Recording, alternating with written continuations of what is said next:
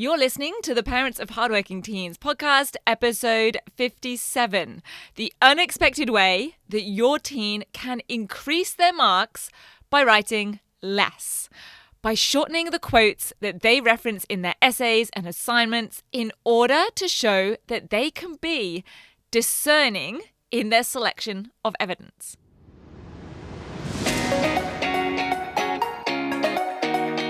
I'm Katie Jones, and with over 15 years in education as an award-winning high school teacher, international external examiner, and as a study coach, I've helped thousands of students skyrocket their results and confidence. And this podcast is where I share all my insights, tactics, and tips with you, the parent, so you can help your hardworking teen get happy, smart, and successful in their study, and have you both enjoy the journey along the way. This is the Parents of Hardworking Teens podcast. Hello, very important parents. I hope you are doing great. I hope the weather is as amazing with you as it is with me right now. Unless you are one of those people who tell me that they just love the cold and being able to rug up, or just love it when it's a rainy day. I do get that it's nice to cozy up sometimes, but I just love a Queensland bout of winter sunshine, and that is what we're getting at the moment. As I'm recording this, today is supposed to reach 27 degrees, which is just perfect for me. I think we've had about 14 days straight of sunshine. 23, 24 degrees.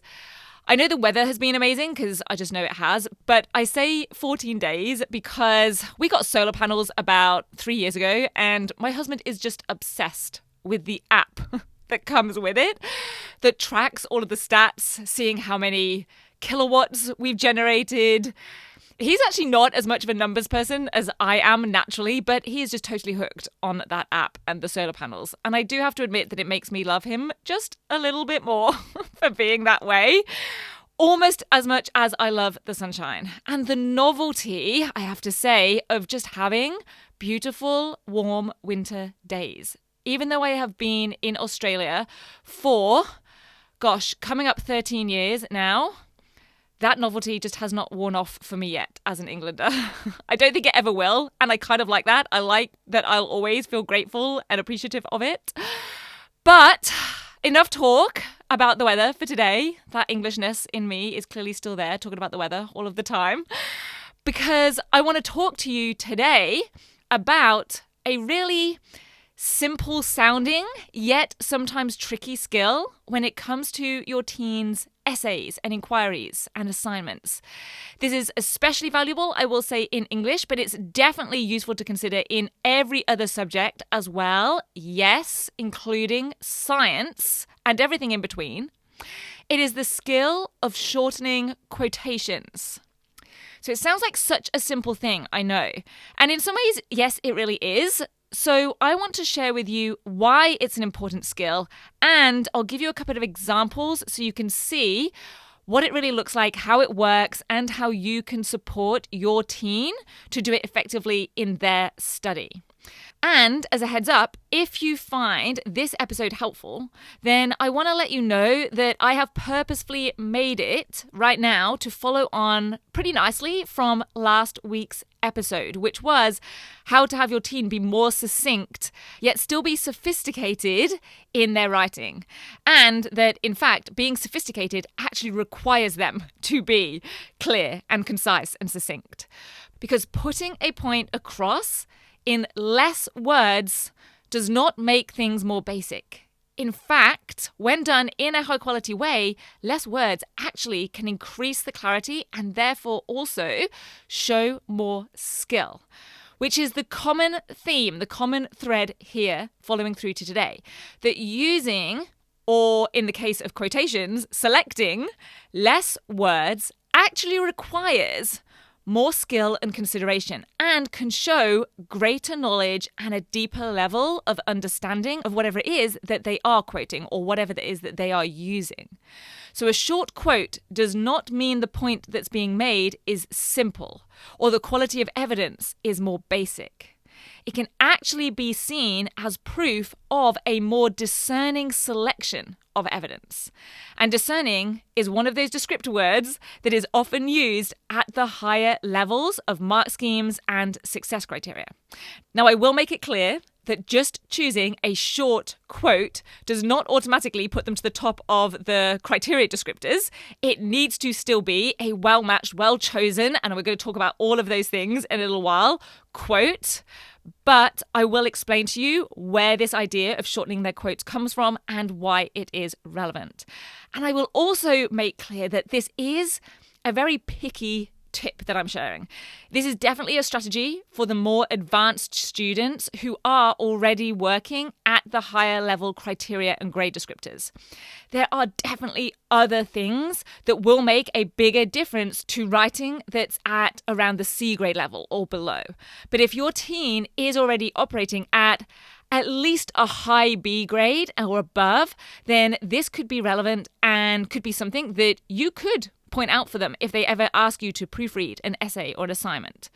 So let's look at the nitty-gritty evidence as to how shortening quotes can actually get your teen more marks.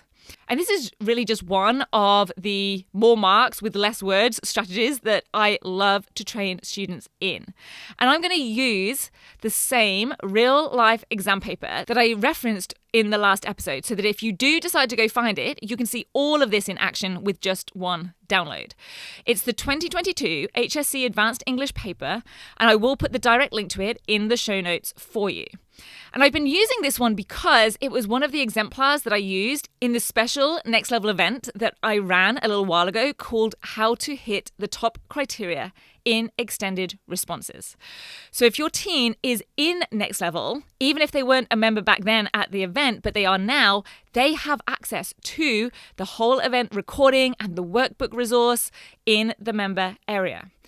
And if your teen isn't in next level coaching and they'd love to do detailed work on strategies like this with personal feedback, coaching, and support, and they have completed, this is a prerequisite for next level, they have completed the 10-week grade transformation program, then look out for our semester 2 next level enrollment, which will be coming up late July.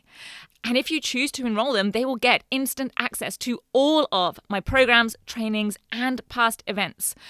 And I'm going to be running a brand new event for them, for Next Level members in August, which they'll obviously then get a ticket to. On top of course, all of the detailed personal coaching. So here are the descriptors from a 6-mark extended response question from that paper.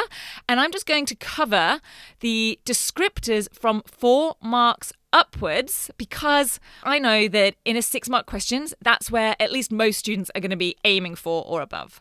And I'm only going to read out the parts of each descriptor that relate to the use of quotes or specific references to the text.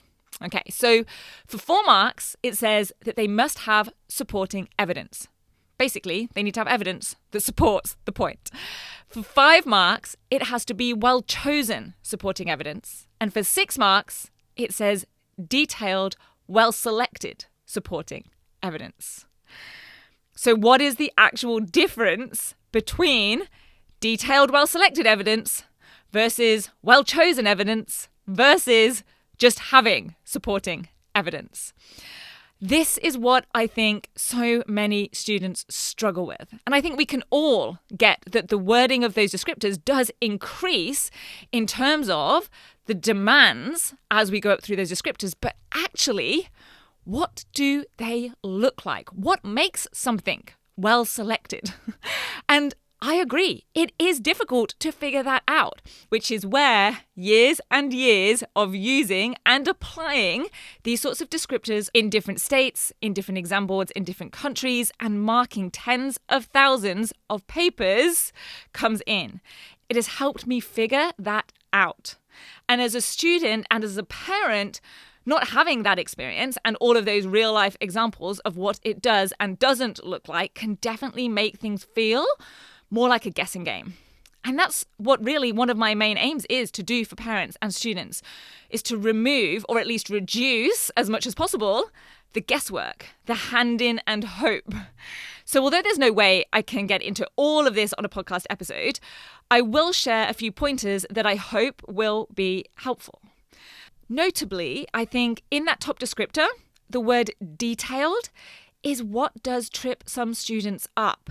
It can lead them to think that more is more, that detailed means more words, more evidence, and that isn't the case. Detailed is about the quality and level. Just like a more detailed analysis is not just about giving more and more information. And for me, in my experience overall, I would define well chosen as being that it fits the point being made. Well chosen is relevant and well fitting. Whereas detailed, well selected at the 6 marks means that it is not only relevant, but it is also one of the best pieces, if not the best piece of evidence out of all the possibilities that could have been chosen, that would have been suitable. And one that enables high quality analysis in relation to the point being made. And well selected also means that it has indeed been selected.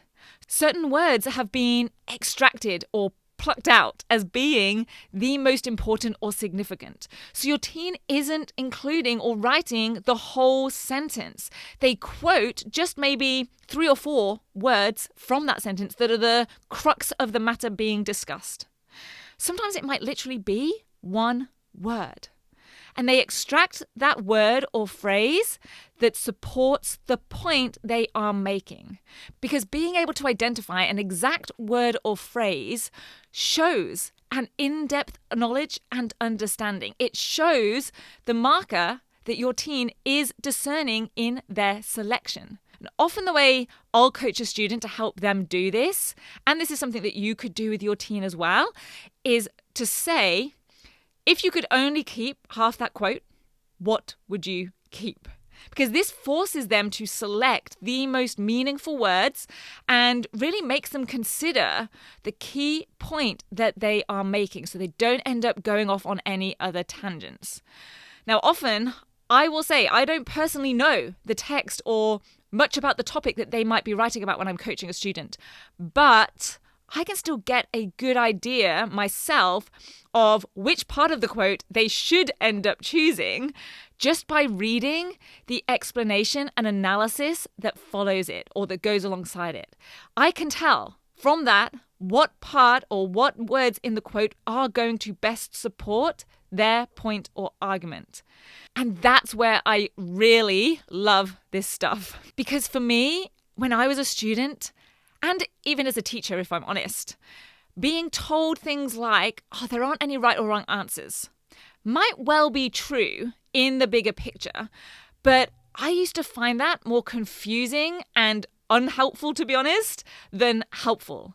And what I have found now as a coach, as an examiner, is that when it comes to the actual writing, and using the most fitting evidence to support maybe the thesis statement your teen has written or support their response or their argument that they're writing or point that they're making, there are right and wrong or adequate versus best fitting quotes or evidence. Different quotes will be right for different points. So there is no one right quote for an essay, because that essay might have a variety of different responses, but there may well be 2 or 3 best choice quotes, or even one quote that is best to support a particular point. Because the quote or evidence does have to exactly match the point that's being made. And as we can see from those mark scheme descriptors that we just went through, there is a scale of okay and then better up to best. And there's a wrong choice. If the quote just doesn't match up, then it's just not right. And even when it is a right choice, there are scales of rightness. There's okay, it fits, there's better, and there's best fit. And I'll share an example with you from a recent task that I coached a student on just recently.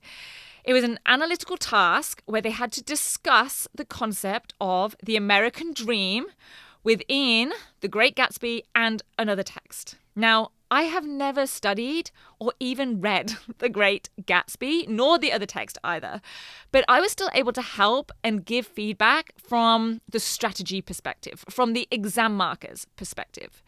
And one of their paragraphs was about how going after success and the American dream could degrade someone's life, could erode their morals and ethics, and rather than getting them into a better position, could actually put them in a worse position. And they had a quote that they had already shortened by using an ellipsis to take out a middle part that they were using to support their point. And I'll read out the quotation just so you can see how we then made it more selective. So the original quote that they had was, "This desolate area of land is plagued by ashes, which grow like wheat into ridges and hills, taking the form of men who move dimly and are already crumbling through the powdery air." Now, that's about 2 lines of writing. We could argue it's maybe 1 sentence. Now, I asked the student which part they would choose if they could only keep half that quote. Now, I would actually want them to get it down to less than half, but I feel like that's a reasonable starting point and won't freak them out too much. And actually, that's a lie. That wasn't the first thing I actually asked them. The first thing I asked them was, what do you think I'm going to say about that quote? Because they've worked with me and Gemma for a while now in Next Level, and they are attentive. So they correctly answered with shorten it.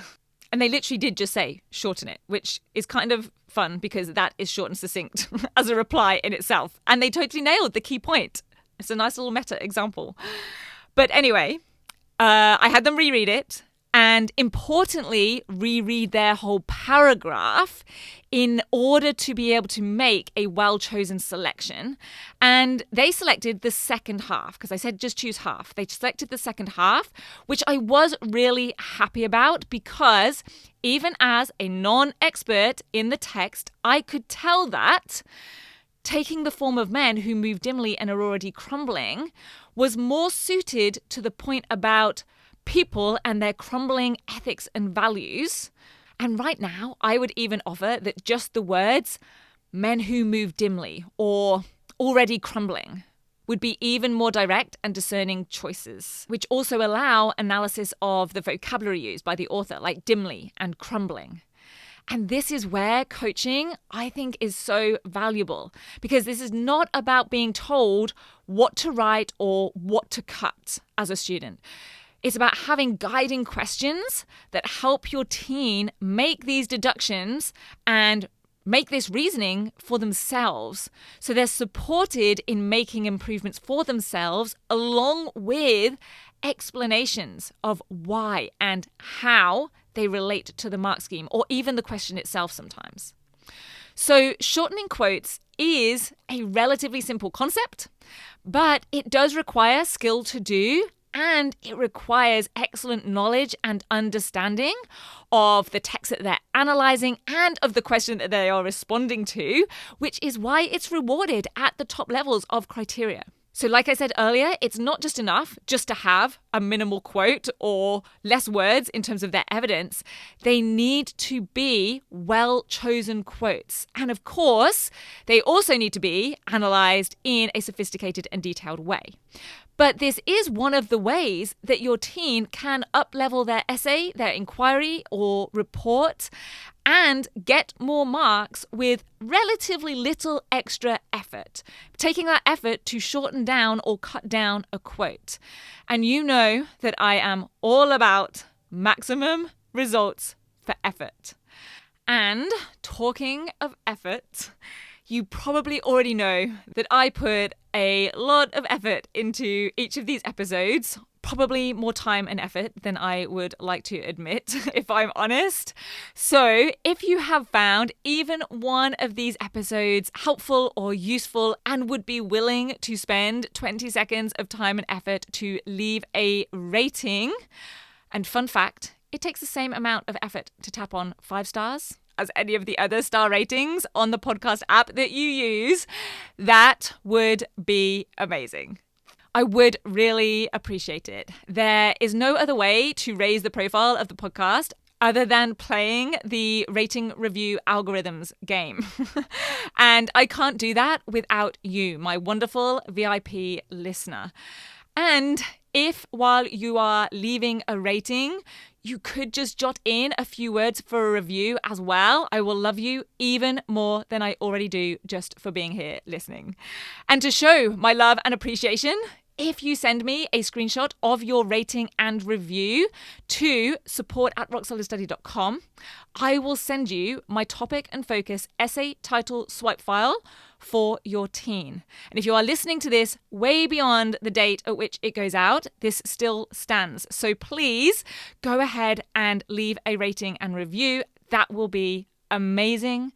And I will also include, with the topic and focus essay title swipe file, my detailed walkthrough video where I explain everything to your teen as well. It will forever change how your teen tackles an essay in any subject. It has been awesome sharing this and hanging out with you today. I will see you back here next week. Take care. Bye. If you're ready to have your teen achieve their best possible results with less stress, then I want to invite you to enroll them in the 10-week Grade Transformation Program, where they're going to learn the key concepts, skills, and strategies to catapult their performance in assessments and exams. It's risk-free.